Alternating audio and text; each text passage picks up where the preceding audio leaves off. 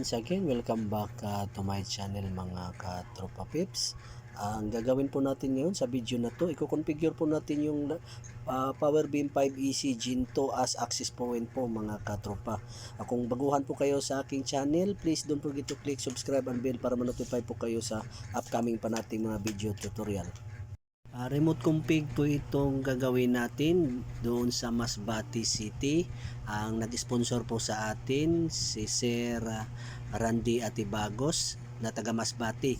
Maraming salamat sa pagtitiwala po. Ano po yung basic wireless city? Nandito na po tayo. Access point, turn on po natin. P2P po yung distribution natin kaya naka-turn on po itong P2P mode.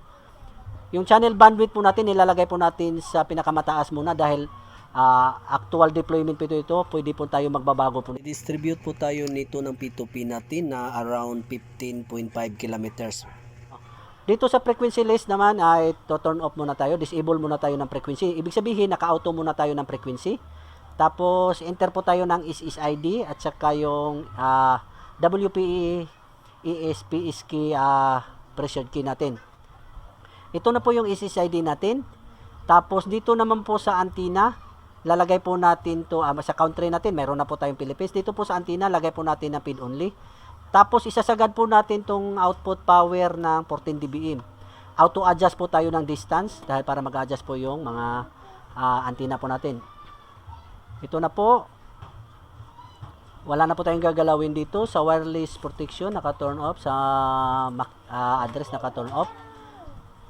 Dito po sa advance, okay na po ito, nasa gitna na po tayo. Tapos EMD issue, DU naka-turn on po at saka calculate EIRP limit, ito turn off po natin to mga katropa para hindi po siya mag-automatic calculate.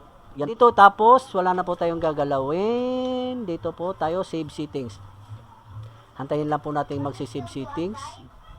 Dito na naman po tayo sa, ito na po yung basic wireless settings, wireless security, tapos na po tayo configuration. Dito na po tayo sa network role. Ito na po yung network role natin. Network mode natin po mga katropa, bridge. Tapos simple configuration. Ito na po yung static IP natin na 192.168.1.23. Tapos ito na po yung net mask, tapos yung gateway IP, tapos primary DNS. Dito naman po naka-turn on po itong auto IP aliasing at saka dito po sa IPv6 ito turn off po natin ito mga katropa. Ayan po. Turn on po natin IPv6 tapos wala na po tayo ibang gagalawin. Save change.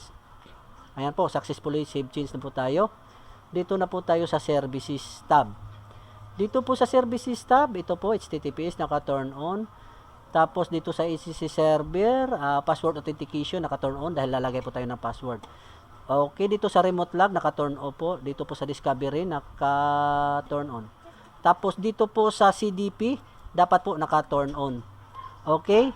And click save change. Ayan po, successfully change na po tayo. Dito po tayo sa settings, system. Dito po sa system, ito na po yung firmware update. Dito po tayo mag-upload or mag-update ng ating firmware. Check updates, naka-turn on. Tapos, dito po sa device name, dito na po yung device name natin, Powerbeam 5EC Gen 2. Tapos, AirView, naka-turn on. Tapos dito po tayo sa management naka-turn on. Tapos dito po tayo sa time zone. Lilipat po tayo ng GMT. Positive 8. Hanapin po natin yung Perth, Singapore, Hong Kong, and Beijing kasi wala po talagang Pilipinas tayo makikita. Ayan na po. Naka-GMT na po tayo sa time zone. Dito wala na po tayong gagalawin. Change password, wala na po. Ito na po yung administrator username natin. At tapos wala na po tayong babaguhin. Tapos save change. Ayan na po, successfully save change na po tayo. Okay.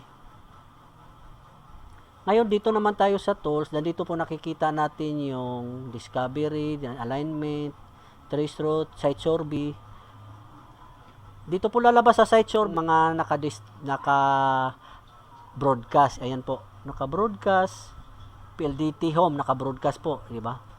Ayan po. Naka-broadcast po yung Placer, EP, Air Max EC. Dito po natin nakikita kung sino po yung nagbo-broadcast. Sa Air Magic, wala tayong gagalawin.